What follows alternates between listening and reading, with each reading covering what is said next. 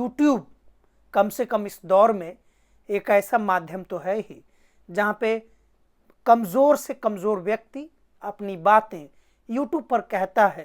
दोस्तों, दैनिक Ambedkar YouTube channel के creator और जर्नलिस्ट धर्मराज कुमार, जो जेएनयू से पीएचडी हैं, उन्होंने बहुत ही कम वक्तों में दैनिक अंबेडकर चैनल को काफ़ी पॉपुलर बनाया है। और यह ऐसा प्लेटफॉर्म है जहां पर सामाजिक न्याय की लड़ाइयाँ, उससे जुड़े हुए मुद्दे, सवालात आप जान सकते हैं, देख सकते हैं, समझ सकते हैं।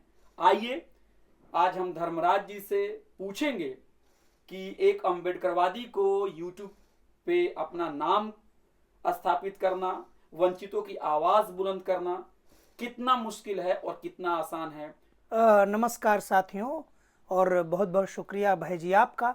आपने बहुत ही महत्वपूर्ण सवाल पूछा है कि यूट्यूब जैसी एक बड़ी दुनिया जिसका असर पूरी दुनिया में इतना ज़्यादा है कि आप समझ सकते हैं कि पूरी दुनिया के चुनावों में अब यूट्यूब पर शिकंजे कसने की बातें आने लगी हैं।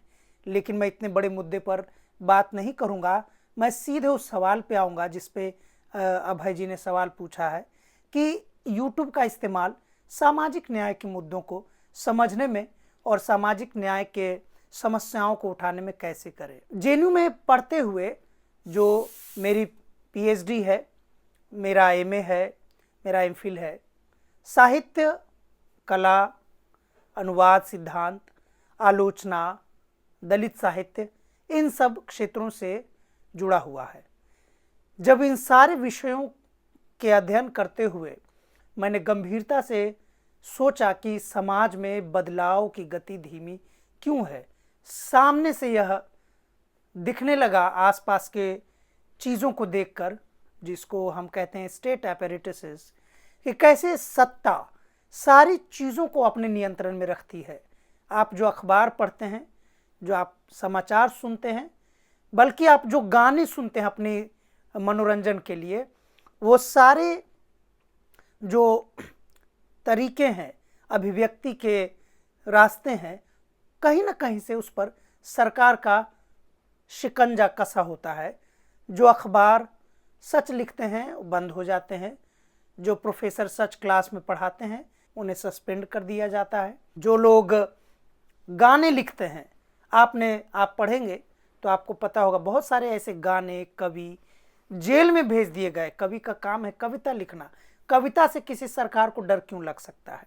तो ये सब तमाम विषयों पर जब मैंने अध्ययन करना शुरू किया तब मुझे यह बात कहीं ना कहीं समझ में आ गई कि सरकार दरअसल न कविता से डरती है, न गाने से डरती है, न लिखने पढ़ने से डरती है। सरकारें डरती हैं, सत्ता डरती हैं प्रसार से, कम्युनिकेशन से, संवाद से। क्योंकि आप जो भी करते हैं उसमें एक संवाद की अभिलाषा होती है, लोगों की इच्छा होती है कि उसमें संवाद हो।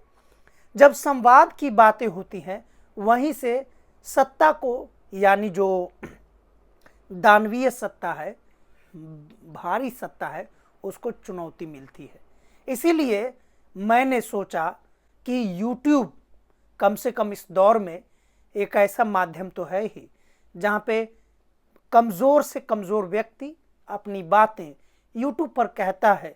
और सबसे अच्छी बातें हैं कि जो ओरिजिनल कंटेंट है, जो लोग सुनते हैं, बहुत तरह के लोग सुनते हैं और कहीं ना कहीं उसे पसंद करते हैं, उस पर प्रतिक्रिया देते हैं और समाज में उससे काफ़ी सुधार भी होता है।